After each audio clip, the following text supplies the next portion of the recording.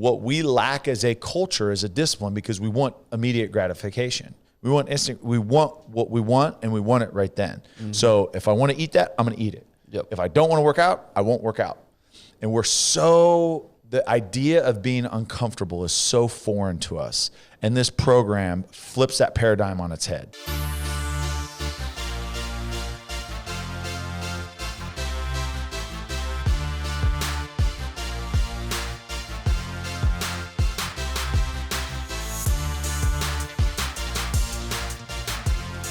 I think congratulations are in order for you. Thank you. Yesterday was the last day, wasn't it? Yesterday was my first day off. Okay, so Saturday was my last day.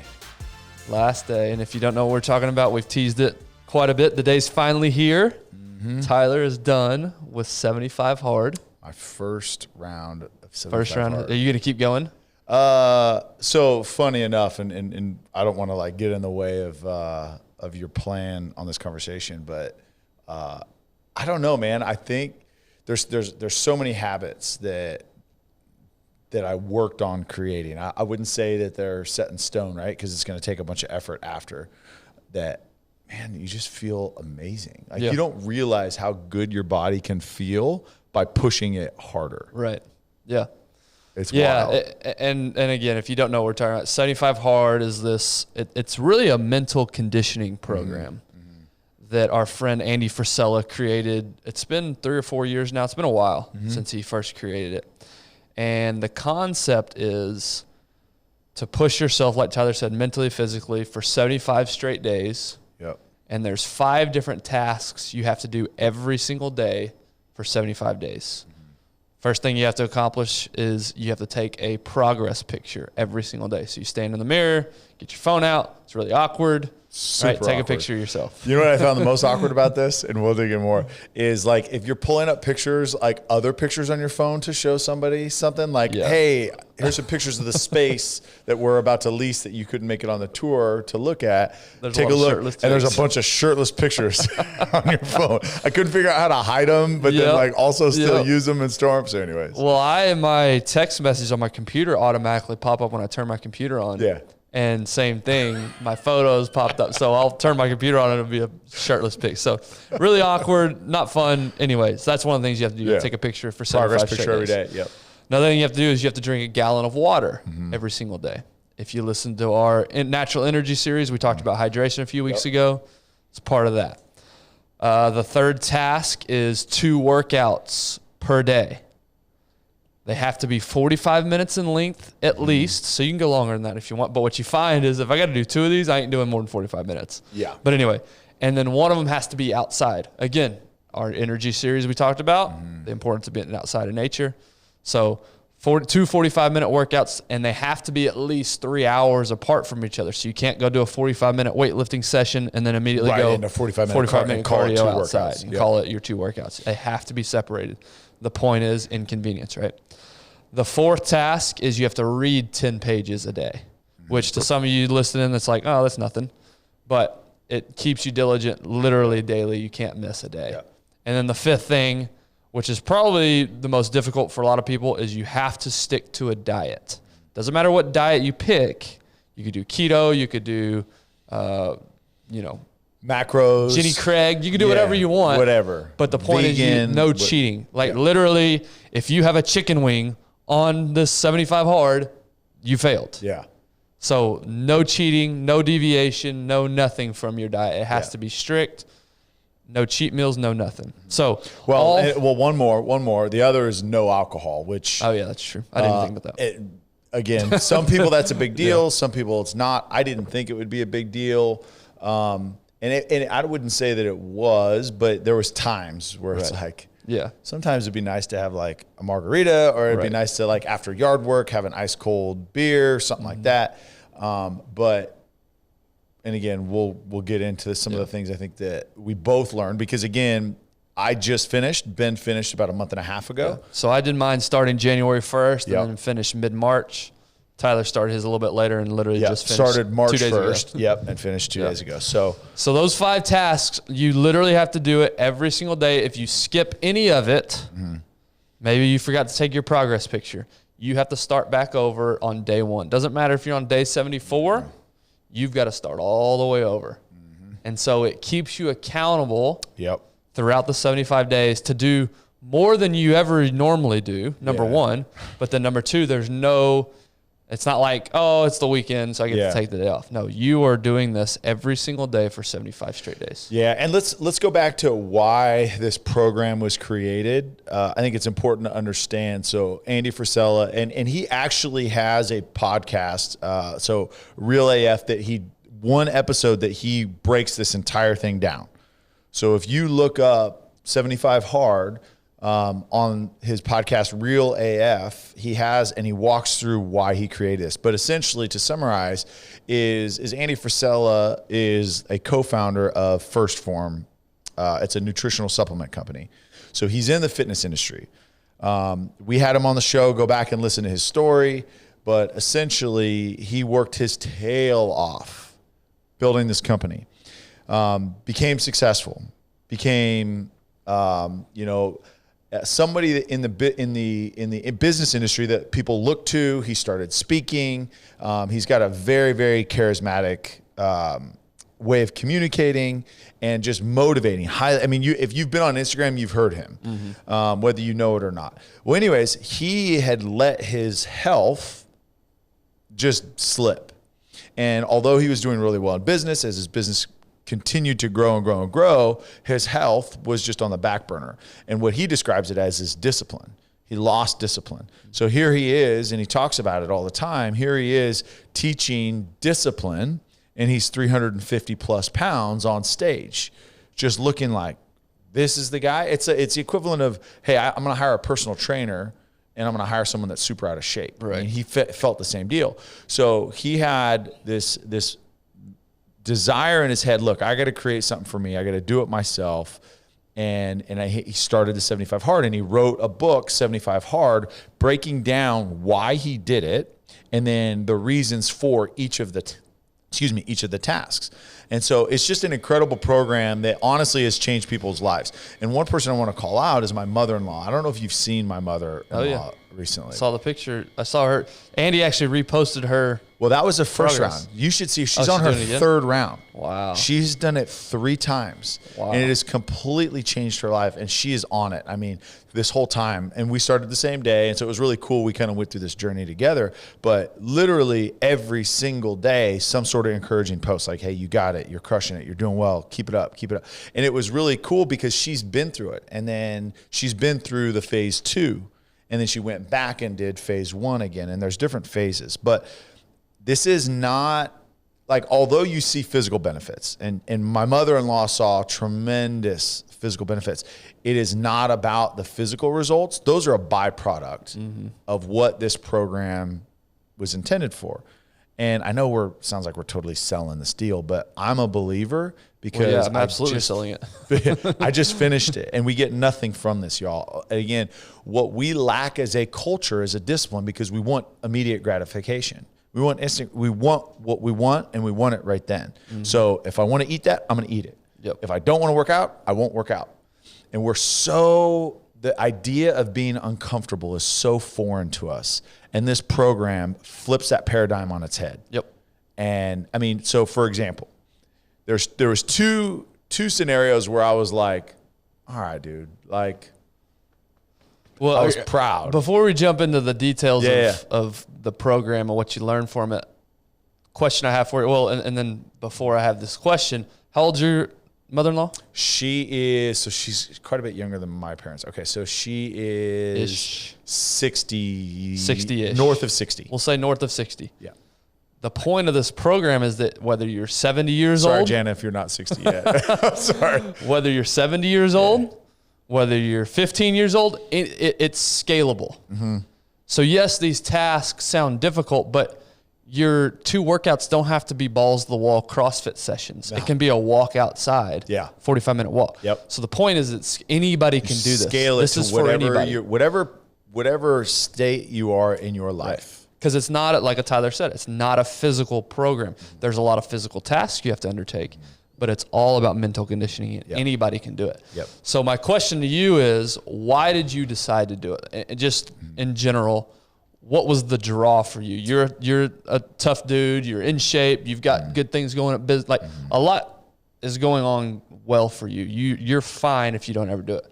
What drew you to it? Yeah, so similar to Andy, honestly. When I played, it was required to be disciplined. Like my wife always talks about it, and I love her, but she gives me way more credit than I deserve a lot of times because she'll share with people like, oh, he's just got discipline. In reality, so my history was discipline came from wrestling for me and then carried over to football because I literally in 3rd grade at 8 years old had to lose 15 pounds. In 4th grade, I had to lose 25 pounds. 6th grade, I had to lose 30 pounds, all to either wrestle or play football because I was always a big kid. Right. So the self-motivating, my parents never made me do it. It was never like my dad's like, go for a run, you can't eat this. It was literally, they let me figure it out myself because I just wanted to play those sports. And so, yes, my history was discipline and my history was hard work. And I talk about it all the time. Like I had this badge of honor of working harder than everybody else. Well, reality is when I transitioned out of football, I went polar opposite. And I talked about this a couple weeks ago on, what fitness had done for me. Well, disciplines in every other area of life really struggled. Like, for example, I was really sporadic. I'd wake up some mornings at 6, get what I needed to do, and then the next morning I wouldn't get out of bed until 7:45 or 8 o'clock. And in our business, that's like, what? Yeah. What do you mean you're not getting out of bed almost till 8 o'clock? So I'm working from home today, especially with the pandemic, right? It just expanded because it wasn't like all I had to do was get up and look presentable on a Zoom. And so my discipline just fell off. And honestly, it was eating at me. And then my wife would be telling people, oh, my husband's super disciplined. Yeah, we'd go out to dinner and he would order chicken and vegetables. And I'd get fries and this and that. And he would eat super disciplined. I was like, yeah, that happened back when I was playing, when I had to. But reality was let's be honest, I was a fake. I'd say that I was this person, but living in the past, not what I was actually doing this day. And even you, I watch the life that you live, and I know that it has become habit and it's become something, but you intentionally are disciplined about, okay, the food that I bring for lunch, the workout regimen that I have, getting up in the morning, creating tasks and then actually completing them. And I'm watching these people around me and seeing the results that y'all get. I'm just like, enough's enough. It's time. I need something. And I need something drastic. And I would say 75 hard is pretty drastic because through this, I talk about it and other people would start it. And I can't tell you how many people started it and got 2-3 weeks in and then stopped because it's too hard. And it is hard. And there are some scenarios where it's like let's just say a husband and wife are trying to do it at the same time. Honestly, that's I don't know if that's maybe the way to do it. Right. Maybe work it out because through this whole thing, Tiffany had to support me. Yeah. Like, hey, babe, I can't put the kids to bed. I've got to go get my second workout. Yep. So it was one of those things. To answer your question, it was time, and something had to change in my life because the rate I was going, I was becoming more and more healthy, and I didn't realize how unhealthy I was until I looked at this progress pic. I put them side by side, and I'm like, ugh. Yeah, you got to show me your before and I'll after. show you. I'll show you. I'm not putting it on the internet though, just so y'all know. It's not going to happen. What were some of your reservations going in? What were some of your fears? What were some of your FOMO? FOMO, 100%. One of the things that I was like, well, I can't have fun. I can't go out and do the things with our friends, and I'm going to miss out on this. And I did, but I also, it was like,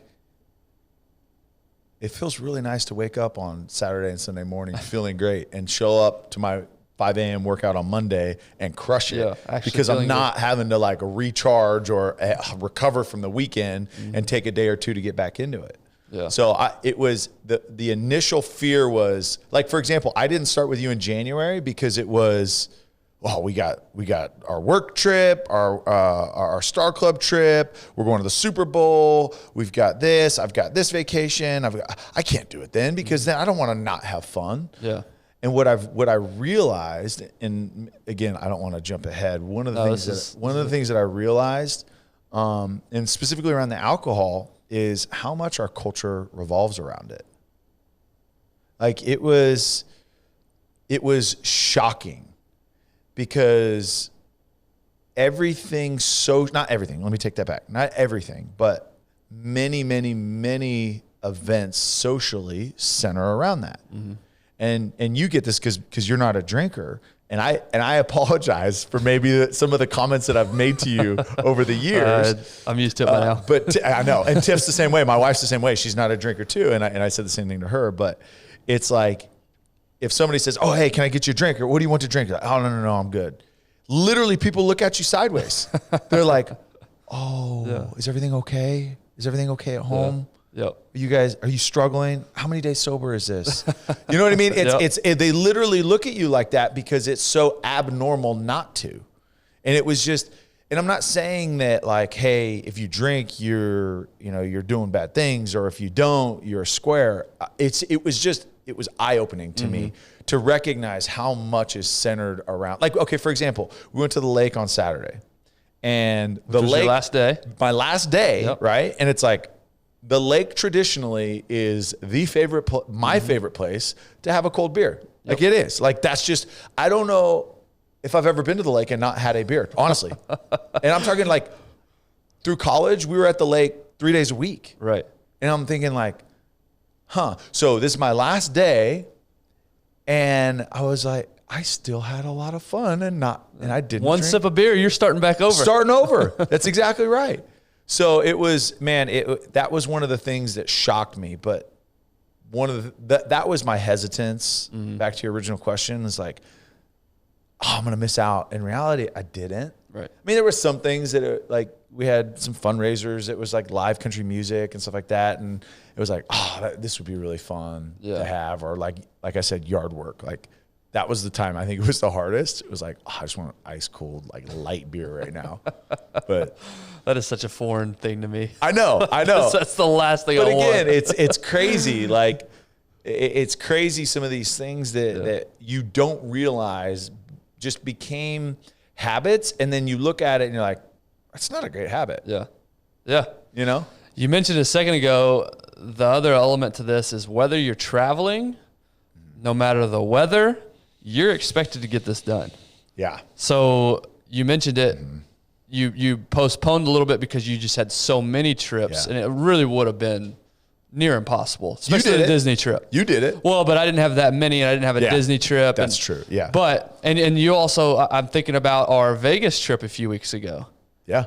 That would have been very easy to sit here and say, I can't get my 2 workouts in, number one. Yeah. I can't drink, well, you could probably drink water, but I can't stay away from alcohol. We're in Vegas, and this is a convention. Yeah. So whether you're on a 3-day trip to Vegas or you're at home all 75 days, you've got to get it done. Yeah. And that was always that was one of my reservations, was how am I going to travel and still stick to these things? Yeah. Because when you're away from home, all conveniences are out the door. Yeah. You're subject to whatever environment you're at that point. But you still got to wake up early and get your first workout in. We were in LA, dude. Yeah, during mine. Yeah, downtown LA, which everybody knows is not the greatest place to be. No, right now. This is great. Literally stories of people getting mugged. Yeah, and so I'm out doing my outdoor cardio in downtown LA, and I thought, okay, people are just hyping it. Like the homeless problem is not that big. Like people are just over these Republicans. They're just overhyping it. No, I was out and I saw every homeless person in America on the LA streets. And one dude, this is not a joke, as God is my witness, pulls his pants down in the middle of the sidewalk and shows everybody his dingleberries. Yeah. Right in front of me. Just balloon knot. I thought this was like just a made up thing. No, I literally witnessed a homeless person drop his pants in the middle of the street on the LA while I'm doing my outdoor cardio. So that's the kind of thing you're dealing with here on 75 Hard. But here's my question. So how did you, because obviously you're staring, right? Obviously, I wanted to see if he was packing heat. You're looking at the brown eye to both of your brown eyes, right? And you're like, all right, how did you avoid all the traffic when you veered off into the traffic? Yeah. Yeah, that was tough. That was the day where I was questioning a lot of my life decisions. I'm just going to cut this one short. I'm about 23 minutes in. That's enough for me. I'm good. That's enough for me. Yeah. So, but that's what you're doing on 75 hard is you're no matter what the circumstances are, you've got to get it done. And here's the greatest thing about it. And on record, one of the greatest things about a podcast is it's now on record, is there's no excuse for not working out. Right. Remember our whole conversation back in the beginning? We hate the idea of I'm busy, I'm too busy, I'm too this. All right, let me just walk through one day, and there's another one that was a challenge too. But one day, so I had a meeting in Phoenix. I had a 6 a.m. flight. I had to be in Phoenix by 8 a.m. I had a meeting at 8. So 6 a.m. flight, which meant I had to have my workout. I had to have it at 3 a.m. So I worked out at 3 a.m., my indoor workout, okay, and then went straight to the airport, had my meeting in Phoenix. I had a 1 o'clock flight to New York because I had a tour the next day, the next morning at 8 a.m. So I had to then fly to New York, and I connected through DC, landed in New York at like 11:20, got my car, went to my hotel in Brooklyn, and I still hadn't got my second and outdoor workout. Jeez. So I get to my hotel at like 12:15. In Brooklyn, downtown Brooklyn at like 12:15, go up to my room, change, and I had to get my outdoor workout. So I didn't start my outdoor workout until 12:30, 12:40-ish, and I had to get my 45 minutes outside. So I had to go for my run outside. So then I come back and had to have my next workout for the morning because I had literally tours all day long from like 8 a.m. to 4 p.m. So then I had to sleep for like 3 or 4 hours and then work out at 6 a.m. so that I could be ready for my tour. Jeez. So, but the point is, and that's not me bragging, the point is you can get it done. And your body can do amazing things if you take care of it. So even all of that travel, even all the jet lag, even the dehydration that's associated with flying, because I drank my gallon of water, because I had been sleeping prior to that, because I didn't have any crap food, because I planned it out, I was able to only sleep 4 hours that night, get up, get my workout, and still had a ton of energy that day, and then got my second workout in. But again, what I learned about this, and I'm doing CrossFit, and I've been talking about that, it's sometimes really intense, but working out 7 days a week, I literally lifted 7 days a week and then did cardio, and my body never felt better. Yeah. Your body can do amazing things if you put all of the things together that help: sleep, nutrition, hydration. Yep. Like those 3 things, if you take care of it, your body will do amazing things when it comes to recovery. Yeah. So that was one of the things. That's a gnarly 48 hours. I didn't have to deal with anything that intense. When I was doing mine, the weather was the intense part for me. Yeah. Because I was doing it January, February, March. And we had 2 snowstorms in that time. And you people in the north are listening, and you're like, what a come on, bro. Yeah, what a pansy. But it was like 40 degrees, guys. There was one day in particular, the weather was probably the worst. It was in the low teens. Yeah.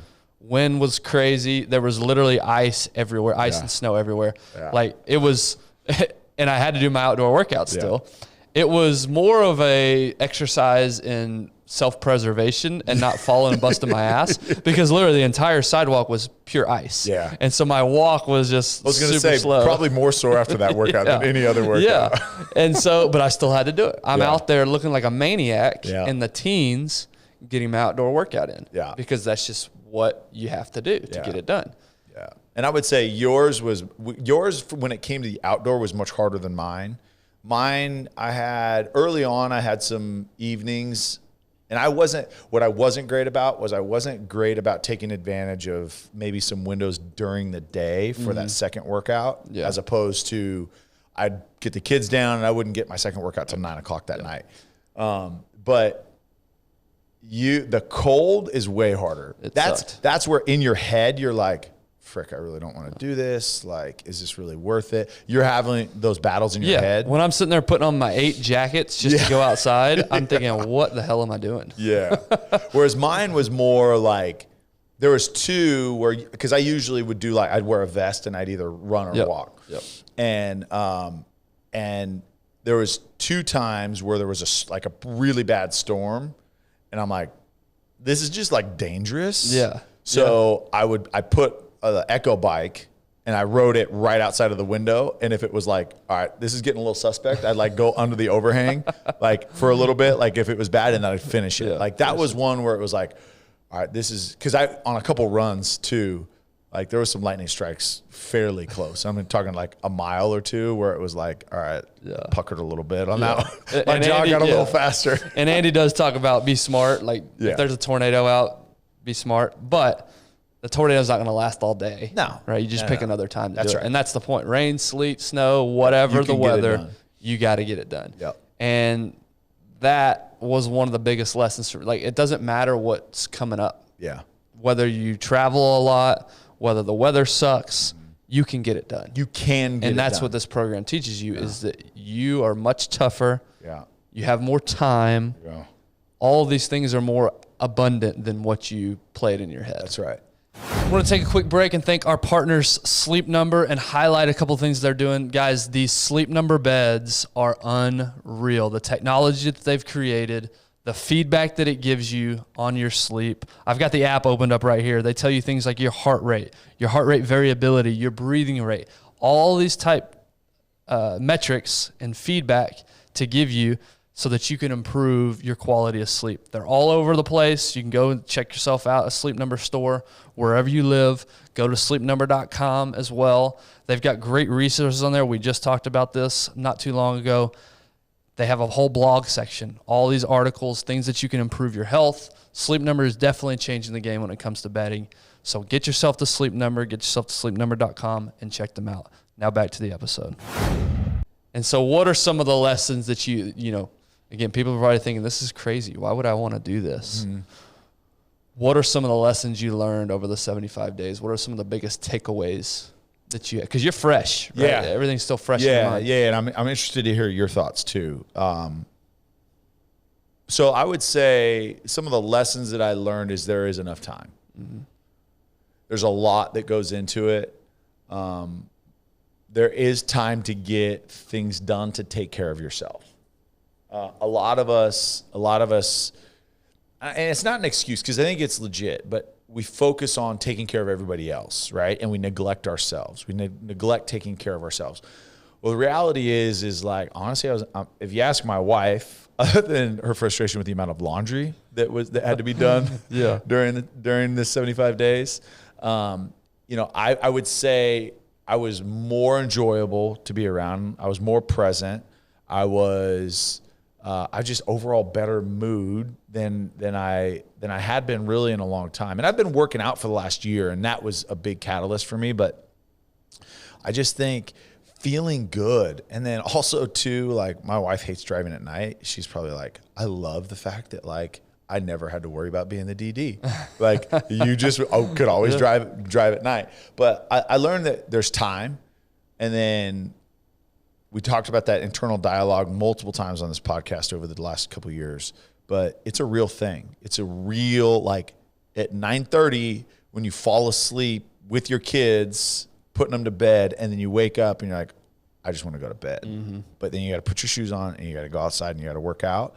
Like, win that internal dialogue battle with yourself. Yeah. Ignore that bitch voice, because that bitch voice is going to tell you to quit every single day. It gets loud. But guess what? It doesn't control you. Right. So that's one thing. That's another thing that I learned. And then honestly, like, how good I feel. So I had yesterday, here were my meals, and my wife's amazing. Because she like listens, which is crazy. Like, if she did it, I'd be like, hey babe, what do you want? And she'd be like, I've literally said it the entire 75 days, the meals that I want. But she did, like, I love like the monkey bread, the pull apart bread. You ever had that? Oh, so I had that for breakfast. And then I had burger and fries for lunch. And then my parents got me this pizza oven. So we did homemade pizzas last night. Nice. The immediate impact that the diet of one day made for me. Like, I woke up in the middle of the night, like, cotton mouth. Like my recovery score on Whoop was like 20%. Wow. I'm getting alerts on respiratory rates elevated. It's like, what is going on?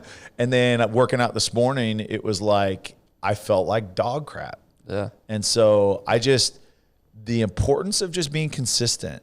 And I'm not saying I necessarily have to do 2 workouts a day for the next, and I have to do all these things, but I would say the gallon of water, I'm going to continue. The nutrition, like the cheat meals, I'm still wrestling with where I'm gonna land on that, but it will literally only be cheat meals. It's not going to be cheat weekends. It's not going to be cheat weeks. It's not going to be cheat months, because the direct correlation to what you put into your body to how you feel is real. Yeah, you've had 75 days of strict diet and how good you feel. And then you had 1 day of not good diet and how bad you feel. I mean, that's an instant feedback right there. Yeah. And you don't realize it until you really go strict. That's right. For a long period of time. Now, are you ever not going to be able to cheat ever the rest of your life? No. But the point is it teaches you to pick and choose when you're going to make those decisions. That's right. So for you, you're 2 months out. Yep. Talk about your experience, going through it. What were some of the hardest things for you to stay on? Was it like what item for you? Because there was a lot of these things that you kind of naturally built into your routines, but what was hardest for you? Yeah, the working out every day was hard. I work out, but not every day. Yeah. Or I didn't before. Now I'm weekends, right? You'd have your recovery, Yeah. So there would be random days where I'd take days off because I thought I needed it. Yeah. So, but the second workout was probably the most difficult from a time, and that was my biggest fear going in. Was I can knock out my first workout, that's easy, but nobody's up in the morning, and then I go to work. But how am I going to justify coming home from work, being away from the house all day, and taking another 45 minutes away from my family? That was my biggest fear going in. The water was natural for me. I'd always drank a lot of water. The reading was easy for me. I always read. Maybe not every day, so that was probably a little challenge. So it wasn't necessarily that any of the tasks were super difficult. It was the consistency of doing them all together every single day. That was probably the most difficult part of it. Was just thinking about having to do those. Because like you said, you're adding more things to your day, but it's crazy how much energy and much more time you actually have. Because you're being more efficient with your time. Instead of drawing things out and procrastinating, you realize, and that's one of the biggest lessons I learned, was like if I had a thought in my head of I shouldn't do this, my immediate reaction to that over the 75 days was, no, I got to go. It was get up and go. I didn't let thoughts like that stick for very long because I knew I had I'm somebody who's very good at executing when I know the plan. I'm not super great at ad-libbing or freestyling. If I have a list, if I have a plan, I'm really good at execute. So that's what I liked about it was there was no decision to be made. Like I just got to do it. I just got to take the action to do it. Whereas opposed to, if it's just kind of open-ended, open for interpretation. I'm just going to get more discipline. Right. Okay, well, how? How? So that's one of the bigger lessons and I kind of went through and wrote, I wanted to document each week. And how I felt that week and how did I change and what changed over time. So like week 1, I wrote down my motivation's high, right? Anytime you start something, motivation's super high. Oh, this isn't bad at all. This is easy. So none of the elements really felt that difficult. But what I did fight that first week, believe it or not, was already thinking too far ahead. I got to do this for 75 days. Like as easy as this feels and as good as this feels. 75 days is a long time. I mean, how many weeks does that end up being? 10 weeks, something like that? 11 weeks? Almost 11 weeks. That's a long time to be doing something consistently with no days off. So that was kind of the thoughts I had in my first day or my first week. And another thought I had was these inconveniences I play in my head, they're insignificant. They're just stuff I make up. It doesn't really matter. Like they're minor in comparison. I'm not dealing with any life or death situations here. It's just I don't want to go do a 45-minute workout. Big deal. And then week 2, the thought of nobody's coming to save me came into mind. Nobody's going to do this. First of all, nobody cares if I do this at all. People could care less what I'm doing with my time. Yeah. And so certainly nobody's going to come in and save me from the situation I've put myself in, nor should they care. So that's kind of the thoughts I had week 2 was like, I've got to do this myself. There's nobody's going to help me with this. Yeah. Week 3, it's the what have you done for me lately mentality starts to creep in for me. Meaning it doesn't matter what I did yesterday. Yeah. It doesn't matter what I did last week. All that matters is that I execute today. Mm-hmm. I have to get these 5. It doesn't matter I did 5 tasks yesterday. Yeah. I've got to do them today to keep going. That was week 3 for me. So week 3 for me too was the point where I think week 1 and 2, people are excited for you. Like, oh, this is cool. Anybody that you're talking to, yeah, that's great. And then week 3 was when I started to get feedback like, hey, are you sure you really want to do it? Yeah, week 3, sure? The outside fun, influence was surprising to me of people excuse me. The amount of people trying to talk me out of it. Yeah. Or like, no, I won't tell anybody. Right. Oh, you're good. Yeah. Dude, that was alarming. I'm like, no. Well, it's like anything. Anything you start, weeks 1 and 2 are likely going to be okay. Yeah. Because your motivation's high. Yeah. Week 3, things start to fade a little bit. Yeah. And that's where a lot of us fail. Yeah. Is week 3, week 4. Physically. When the fun's gone, when it's just like you're in the grind mode. I mean, think about anything, right? Physically, was it did you feel like, all right, I've got like an excess of soreness or like, no, was there I never a point? Really did. See, I didn't either. And that was like surprising. I mean, we were following, it was weird how it lined up. Like we were following a programming model at CrossFit where that was literally those first 2 weeks was like, we were testing, like testing a baseline. And then like the last 2 weeks of it were the retest. So it was crazy, like the timing of it. And I lucked out because even through it, I knew, and I didn't actually know when the final testing was going to be, but I knew that we were going to retest. So it was like, all right, I have my baselines at those, and I know, at those, whatever, it's a watt or a lift or whatever it is all right, now I've got to get better through these 75 days. So it was a cool motivating factor. Like I was excited. Like I've never been so excited to work out every single day through this. But I never did get like that crazy soreness. Now, maybe because that second workout was more of a flush because either I ran without a vest or I'd walk with a vest. And the nice thing is where I'm at, I've got some terrain stuff and there's a couple of hills that I do, but I never really got that sore except for Friday night. This last Friday night was the first time I was walking and I was like, I'm tired. I'm really tired. Really? Yeah. That close to the end, huh? Yeah. Interesting. Anyway, sorry. Yeah, no, the soreness never really bothered me too much. And then I get to week 4, and the thoughts of, I can't control everything that happens to me during the course of a day, like stuff that comes at me. I can't control all that, but I can control this. Yeah.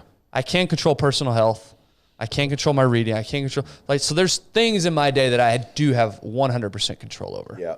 I can't control necessarily a lot of other factors, but it feels good to know, hey, I've got some things that I do have control over. So if all else fails in life and all else is looking bad, there are still things that I can focus on moving forward. And now week 4 is when the staying focused on today really started to set in. I'm a month in. I really got good at just compartmentalizing, not looking too far ahead. Yeah. And then the last thing that hit me week 4, and this is probably unique. I haven't heard anybody share this before on 75 Hard. But I remember it was one night specifically, I'm out walking. It was a beautiful night. Weather was perfect. Stars were out. And I just remember thinking the thought of awe and wonder was overwhelming to me that night. Like just looking, like when's the last time you just looked up, and this may sound really dumb, but when's the last time you just looked up at the stars and just were like, holy smoke, like this is an unbelievable planet we live on. Yeah. And that's what struck me in that moment was just like awe, being in awe of nature and beauty. And it was just, it overwhelmed me that night in particular. You know what's funny that you say that is probably the last 50 days or so. Yeah. Last 50 days. When I'd go for my walk, normally I'd put music on or I'd listen to a podcast. I stopped listening to anything. And just, I have my headphones in. And then I remember I'd get like out of my driveway and I always went right. and I'd get like 1 or 2 houses down, and I'd be like, what am I doing? Because it was starting to get nice. Weather was starting to get nice. The stars were out. And I remember like the first day I just was like, I'm gonna turn it off. And I turned it off and just listening to the silence. Yeah. And I tell you what, as far as helping me in other areas, I actually got to think through and process stuff as opposed to just like putting off, and then like total chaos like the next day or whatever. I actually got to like decompress and digest that day because I actually got to get into my own head and actually listen to my own thoughts and even kind of recognize it. So that was something I didn't anticipate going through this, is like how good the silence was. Yeah. Well, it gives you time to think for the first time all day long. As opposed to just putting on podcasts and just passing the time. Right. I was like, I looked forward to that walk because it was like really productive for me. Yeah.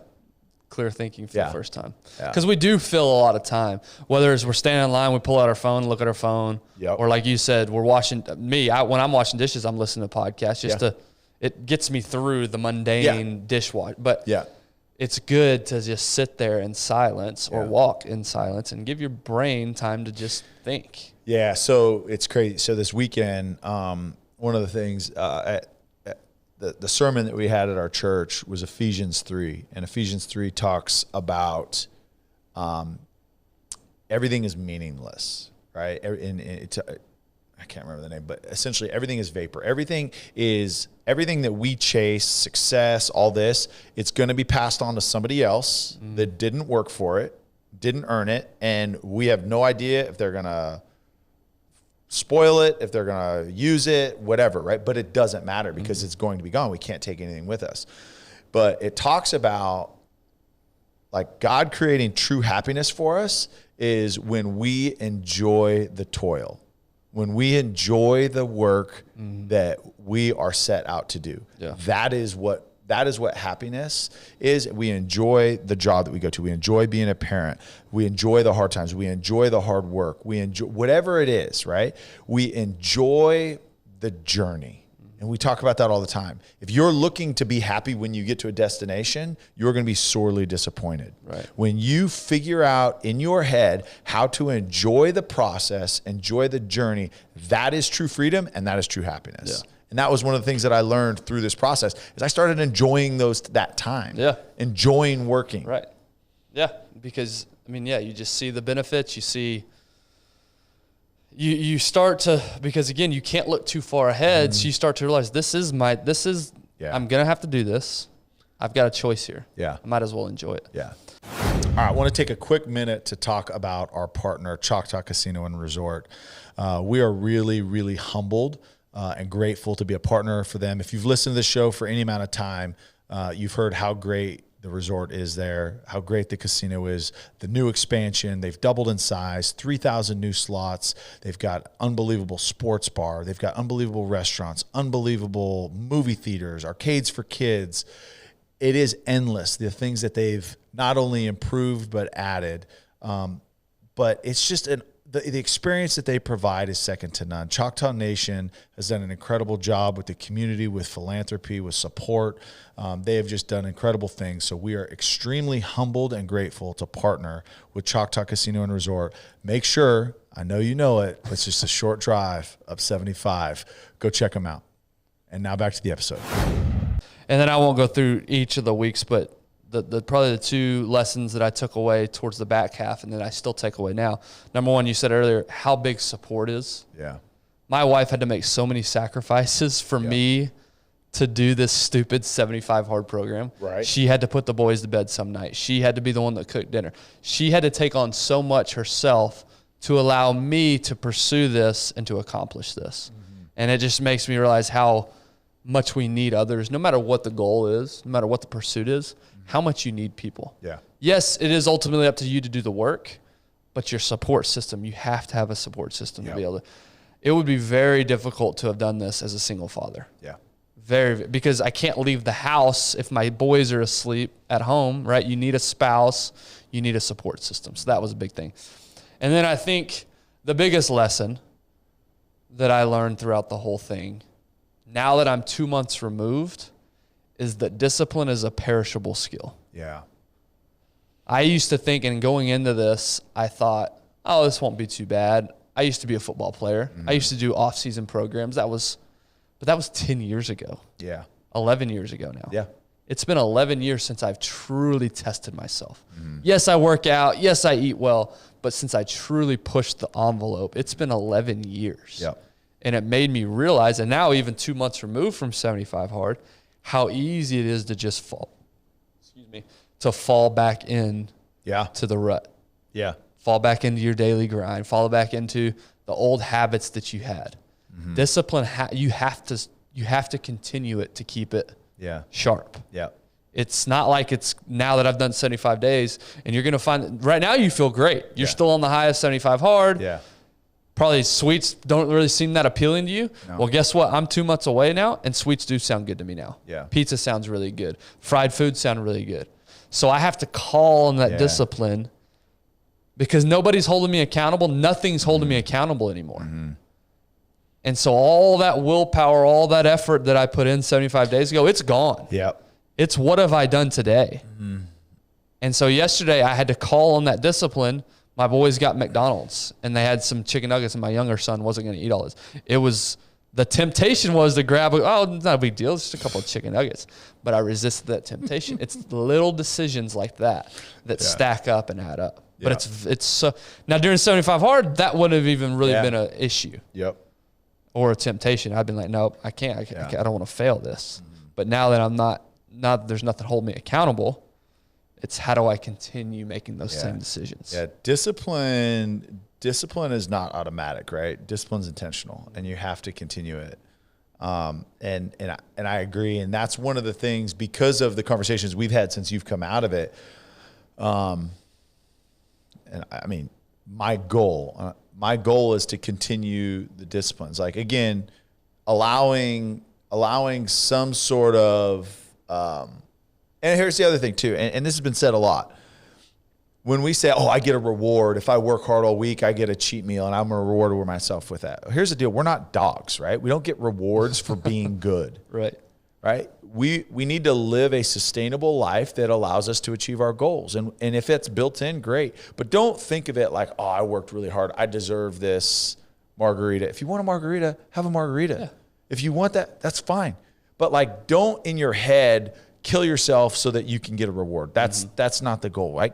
Create a system that allows you to be sustainable for a long time. So I lost 22 pounds through this, right?